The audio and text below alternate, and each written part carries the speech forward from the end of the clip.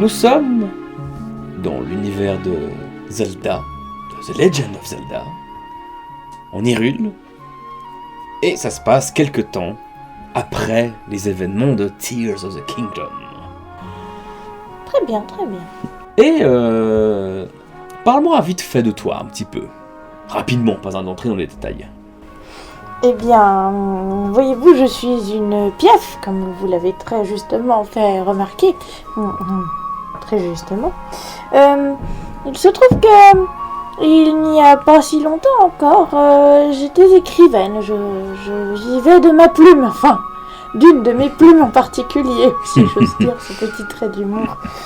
Et voilà, il s'est passé bien des choses en Hyrule, vous savez, hein, il y a eu bien des événements tragiques ou moins, et à chaque fois le royaume a été mis à mal, et j'ai décidé que rester au village et user de mon écriture avec tous les changements majeurs qui se passaient ne suffisait pas. J'ai décidé de prendre les routes et de récolter les récits que je pourrais rencontrer aux quatre coins du royaume. Oui, voilà. Pour relater un peu ces événements peut-être moins tragiques, mais de tout autant d'importance, car une reconstruction, c'est quand même quelque chose, oui. Et donc tu es parti à l'aventure, équipé de ta dague, de ton arc, de tes plumes. Mon arc est ici, d'ailleurs. Tout à fait. Et ça fait maintenant quelques temps que tu bourlingues à travers la campagne, à peut-être chercher à aider des personnes, justement pour la reconstruction d'une maison par-ci, aider quelqu'un qui a perdu son chat dans un arbre géant ou sur une île céleste, qui sait, vu que oui, les îles célestes sont toujours là. C'est un peu haut pour moi quand même, c'est beaucoup présumé de ma force, elles sont bien hauts ces îles célestes, mais oui, c'est vrai, j'aide les gens que je croise quand je le peux, bien sûr, et en général leur système d'entraide se met en place, hein. On donne un coup de main par-ci et ça me permet parfois d'être logé. Oui. C'est bien agréable de voir que Hyrule est toujours une terre de solidarité. Oui. Ça n'a pas toujours été le cas, c'est important, très important. Et bah d'ailleurs, en parlant de solidarité, tu étais justement... tu venais de te lever il n'y a pas si longtemps, tu éteins le peu de cendres de ton feu de camp, tu es dans une région vers le... Tu vas être vers le nord-est d'Hyrule, une région qui est un peu inexplorée, au-delà de Cocorico, par-ci par-là-bas, quoi. Veracala, exactement. Un peu plus au sud, parce que la température est plutôt agréable ici. Et Pas trop chaud encore. Pas trop chaud. Et tu t'es levé le matin, et tu as rempaqueté tes affaires, et tout d'un coup, tu as commencé à entendre quelqu'un qui sifflait. Quelqu'un qui siffle mieux que moi. Que fais-tu tu as l'air d'entendre que ce sifflement a l'air de venir d'un sentier un peu plus haut, qui descend d'une montagne. Eh bien, je fais mes affaires rapidement, histoire d'être prête à reprendre la route, à ne pas laisser de chenilles sur la route, hein. C'est important de laisser les lieux entretenus. Oui. Je vais avancer vers ce sentier. Le but de mon voyage, c'est de rencontrer des gens, alors je vais à la rencontre d'un sifflement pour le moment. Eh bien, je vais te demander un jet de sagesse. Non, premier jet de dés. Alors, j'ai donc 3 en sagesse, est-ce que ça veut dire que j'ai 3 dés? Tu as 3 des 6. Et donc tous les résultats de 5 à 6 sont des réussites, et de 1 à 4 sont des échecs. C'est parti mon kiki. Ouh.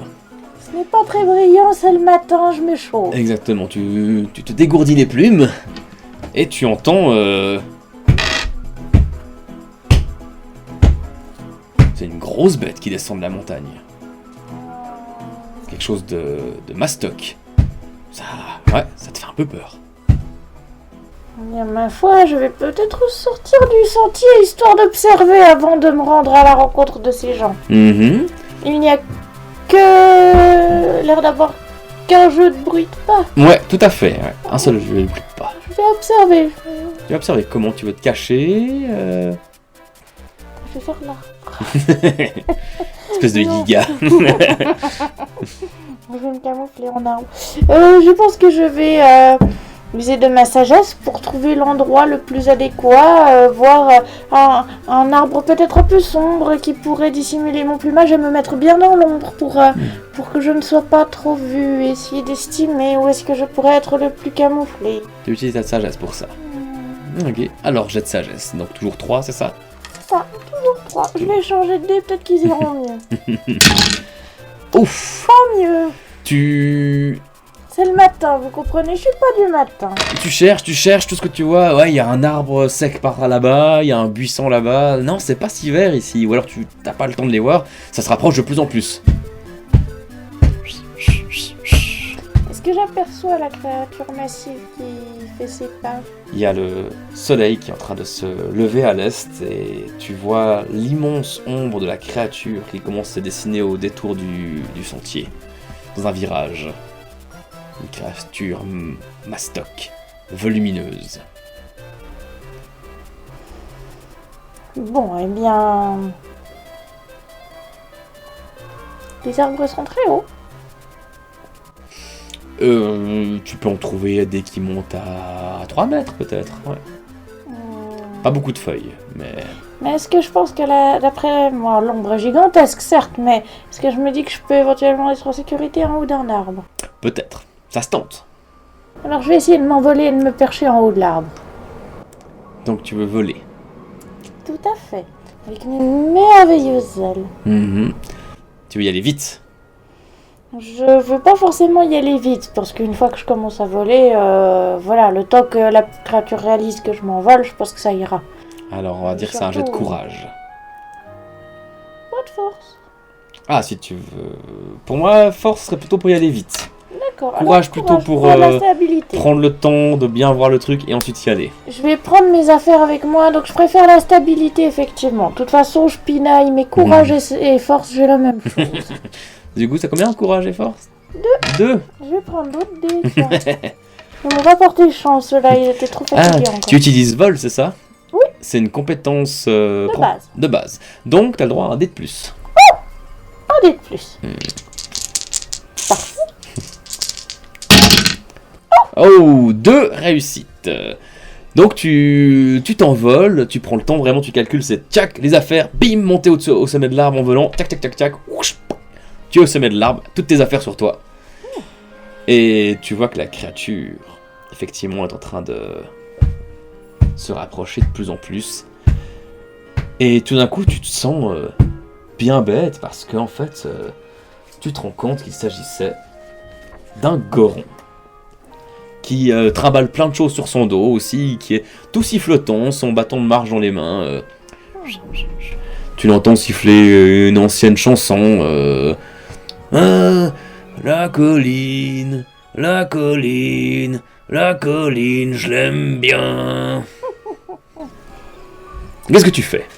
Eh bien, puisque ça a l'air d'être un honnête goron, je vais descendre de mon arbre, mi-planage, mi-volement, et m'adresser à lui.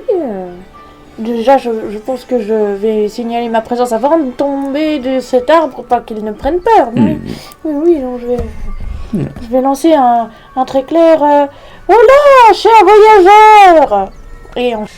Et il te voit descendre, au début il est un peu surpris, et puis il voit planer tout calmement, te poser pas loin de lui, puis... Oh, bonjour ma petite dame. Une pierre dans les environs, c'est rare, hein? Oui, c'est sûr, je voyage, et pardonnez d'arriver comme ça de façon rocambolesque, car j'ai un peu pris peur en entendant vos bruits de pas, et je craignais de tomber sur une créature du style un inox ou quelque chose, donc je préférais me mettre à l'abri, mais comme je vois que vous avez l'air d'un honnête goron, je viens vous saluer. Puis vous vous rapprochez justement, fais un jet de sagesse s'il te plaît. 6, t'as une réussite. Tu remarques il a l'air tout souriant, mais t'as l'impression qu'il y a quelque chose qui le tracasse. Tu saurais pas dire quoi, mais il y a quelque chose qui le dérange.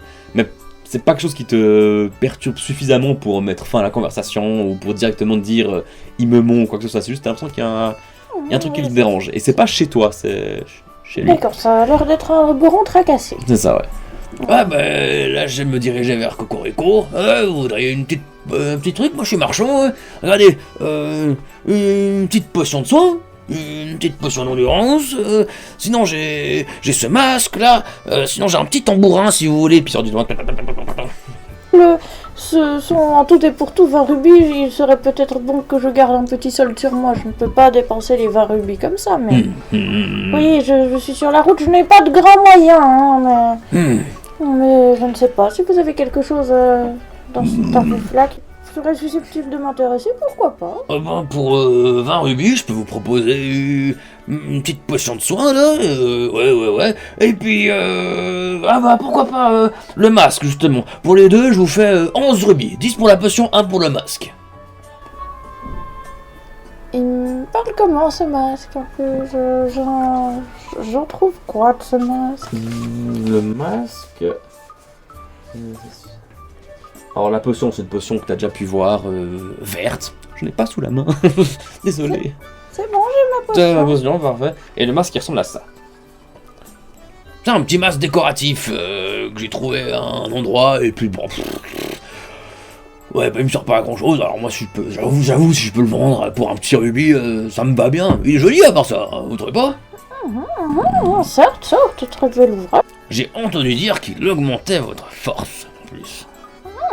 Intéressant. Voyez-vous d'autres histoires? Voyez, j'écrivaine et je suis en quête de récits avant tout. C'est très intéressant ce que vous me dites. Pouvez-vous m'en dire plus? Je sors mon petit calepin et que je note un peu l'histoire de cet objet. Bien bel objet, c'est sûr.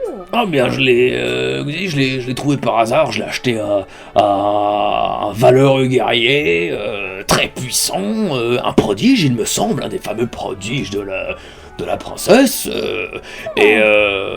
mais pour lui aussi c'était plus décoratif qu'autre chose, et je l'ai trouvé l'objet joli, et puis il me disait justement que avec ça je pourrais bien me défendre sur les routes vu que ça augmenterait ma force, et puis donc je l'ai pris, mais hormis ça, j'en sais pas grand chose de plus, et puis bah finalement les dangers sont bien écartés ces temps, même si on croise encore pas mal de moblines, il faut le dire, et de bokoblines. Une fois, j'ai vu un linel de très très loin. Oh, très très loin, je l'ai vu. Un linel, dites-vous? Mais très loin. Et pas du tout dans cette région. Ces créatures sont effrayantes. Ouf, je n'imagine pas. Je pense que j'aurais défailli juste en l'apercevant. Bon, vous êtes un grand gaillard, donc c'est vrai que... Oh, vous savez, on est grand, on est mastoc, mais il faut savoir se battre aussi. Oh, oui, puis nous parlons d'un linel ici, là. Fais avoir un jet de sagesse, s'il te plaît. Sagesse, on a dit que j'avais 3. Eh ben, c'est de la merde. Ok, voilà. Mais ma déduction de rôliste expérimenté me fait dire qu'il était... La potion de soin, de toute façon, je vous la prends avec plaisir. L'histoire du masque est certes très intéressante, et je dois admettre que c'est un bien bel objet de décoration, mais... Mon cher Goron, mon cher marchand, Oui. comprenez que je suis un peu emprunté. Vous me parlez d'un masque acheté à un prodige, ce n'est pas rien. Un masque qui augmente la force, qui plus est, ce qui n'est pas rien non plus. Et même que vous n'en ayez pas l'utilité, je peux le comprendre. Mais de là à le céder pour un rubis, je suis désolée, mais... Dites-moi, y a-t-il quelque chose qui ne va pas avec ce masque pour que vous vouliez vous en débarrasser pour une somme aussi dérisoire? Je veux dire, ce n'est même pas un dixième de potion de soin, alors que ça a l'air d'être un objet rare. Je ne peux qu'être inquiète de ce manque de cohérence dans vos informations. Tu peux refaire un jet de sagesse, mais avec un...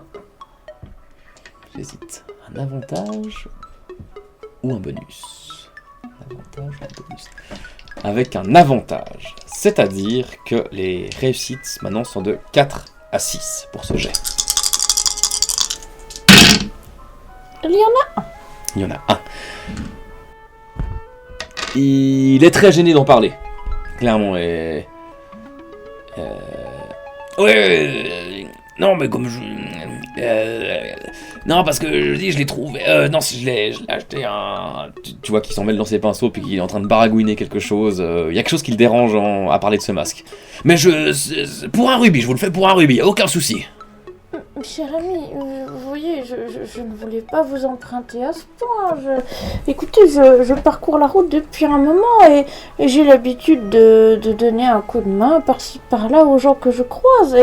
Et je me dis que votre discours, qui n'en était pas vraiment un après que je vous ai posé la question, me semble me crier que vous auriez peut-être besoin d'aide. Si vous débarrassez de ce masque peut vous être salvateur, je veux bien vous en débarrasser même gratuitement, mais j'aimerais juste être sûr que cela ne risque pas de me mettre en danger, comprenez-vous? Quand tu prononces le mot me mettre en danger, tu vois que là t'as tilté quelque chose. Tu vois qu'il il devient aussi blanc qu'un goron puisse être blanc. Et tu vois que c'est ça, t'as tilté quelque chose là, vraiment. Est-ce que la possession de ce masque serait une menace pour vous? Est-ce que je pourrais vous aider à peut-être d'une façon ou d'une autre vous aider à ne plus subir l'influence de ce masque? Ok, je vous dis la vérité, je suis désolé d'avoir essayé de vous embourber dans mon mensonge. Il faut que je me débarrasse de ce masque. Il attire les monstres. Et j'ai essayé de m'en débarrasser. J'ai appris que non, il revient toujours. Tant il est ensorcelé. Tant qu'on ne l'a pas vendu, on ne peut pas s'en débarrasser. Et il attire les monstres. Et la nuit dernière, je me suis fait attaquer par des moblins. Puis là, il se tourne, puis il monte dans sa nuque. Il a plein de petites cicatrices de blessures. Enfin, des blessures toutes fraîches. Et, voilà, donc... voilà. Celui qui me l'a vendu, il avait l'air d'en savoir un peu plus. Donc, mais j'ai pas réussi à le retrouver. L'avez-vous donc rencontré, cette énergumène? Ah, c'était il y a 2 jours. Un peu plus haut dans la montagne. Comme je l'ai dit, c'était un prodige. Ça, c'est vrai de vrai. Je l'ai reconnu à sa tenue. La tenue toute bleue, vous savez. Ces agissements m'étonnent de la part d'un prodige. Je saurais pas vous dire, moi je lui ai fait confiance justement. Mais j'aurais fait comme vous, j'aurais fait comme vous. Je n'avais jamais rencontré avant. Bon, ils sont quoi? Ils sont 4 ou 5, j'ai pas tout suivi l'histoire. Mais ouais, donc, bref, et du coup, voilà. Ouais, moi, mes compétences, j'ai essayé de remonter sa trace pour essayer de le retrouver, impossible. Peut-être qu'à vol d'oiseau, ce sera plus simple. Une idée me vient, mais vous avez dit qu'il est enchanté, qu'il faut absolument le vendre. Il est ensorcelé, pour s'en débarrasser, il faut le vendre, effectivement. C'est pour ça que moi je lui ai acheté un rubis, parce que c'est une belle pièce. Puis il m'a dit en plus que ça augmentait ma force, alors volontiers. Une telle affaire, je comprends. Est-ce que vous avez pensé à en faire offrande? Oui, j'ai trouvé un hôtel un peu plus loin.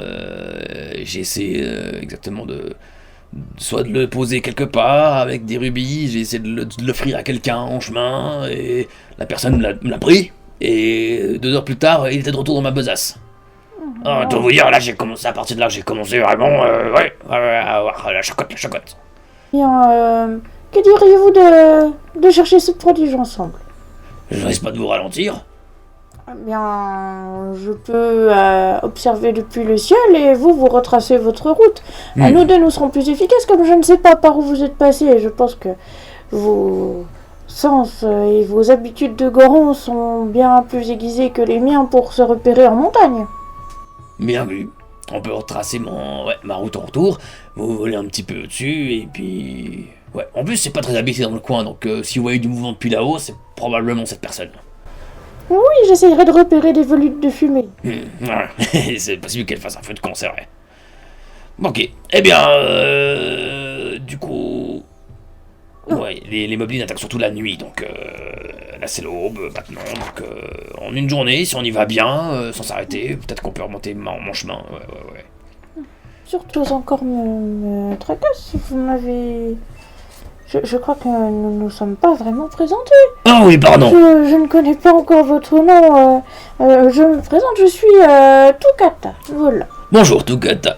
Et il tend son immense paume vers tes toutes petites mains de plumes. Je m'appelle Raglor le marchand.